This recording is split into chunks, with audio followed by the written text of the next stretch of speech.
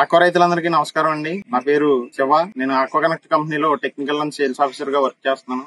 మనం ఈ రోజు మాట్లాడుకునే టాపిక్ వచ్చేసి ఆక్వా రంగంలో డివో అండి. డివో గురించి మనం ఈ రోజు తెలుసుకుందాం. ఏంటంటే డివోలో డేస్ ఎక్కువ ముందరకెళ్లే కొద్దీ కూడా ఆక్వాకల్చర్, షింప్ కల్చర్ అంతా కూడా డేస్ ముందుకెళ్లే కొద్దీ కూడా డివో సప్లిమెంట్ అనేది చాలా అవసరం అండి. దాన్ని అరికట్టకపోతే కనుక మనకి రొయ్య స్ట్రెస్ అవడం గానీ, మళ్ళీ స్ట్రెస్ అయిన పీస్ మార్టాలిటీ పడడం గానీ, ఒక్కోసారి డెన్సిటీ ఎక్కువ ఉండడం వల్ల కూడా డివో స్ట్రెస్ అనేది పెరుగుతుంది. డివో లెవెల్స్ అనేది మనం ఎప్పుడు కూడా పెంపొందించుకుంటూనే ఉండాలి.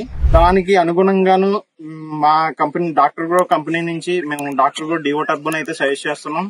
ఇలా వాడిన ఫార్మర్లు కూడా ఉన్నారు. వారి మాటల్లోనే మనం ఈ డివో టర్బో అనేది ఎలా వర్క్ అవుతుందో ఏంటనేది చూద్దాం.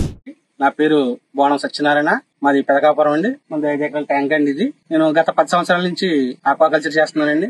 ఈ మన క్రాప్ అండి మనకి డివో కంప్లైంట్, అది వాటర్ క్వాలిటీ చాలా మారిపోయినాయండి. మన శివ వచ్చి డివో టర్బో వాడనయ్య చాలా మంచిగా ఉంది, బాగా రిజల్ట్ ఉందని చెప్పాడండి.